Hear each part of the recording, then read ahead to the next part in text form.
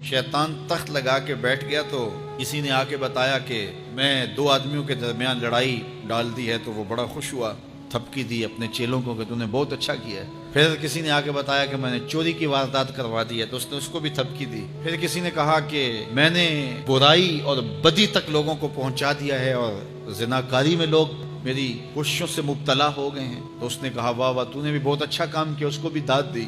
تو مختلف لوگ آ کے اپنی کارروائیاں اس کے چیلے چانٹے بیان کرتے رہے، اور ایک آیا اور اس نے کہا کہ ایک طالب علم جا رہا تھا تو میں نے اس کو ورغلا کر کے جو ہے وہ دین کی راہوں سے دور کر دیا ہے۔ تو وہ پڑھنے جا رہا تھا لیکن اس نے اپنا رخ بدل لیا تو وہ اچھل پڑا۔ تو باقیوں نے کہا کہ ہم نے اتنے بڑے بڑے کام کیے ہیں، یہ تو ایک معمولی کام تھا۔ اس نے کہا تمہیں نہیں پتا یہ کتنا بڑا کام کر کے آیا ہے۔ تو شیطان انسانوں کے روپ میں بھی ہوتا ہے۔ تو بعض کا جو علم پڑھنے والے ہوتے ہیں شیطان بھی وسوسہ اندازی کرتا ہے، اور بعض لوگ بھی کہتے ہیں جی تمہارا مستقبل کیا ہوگا۔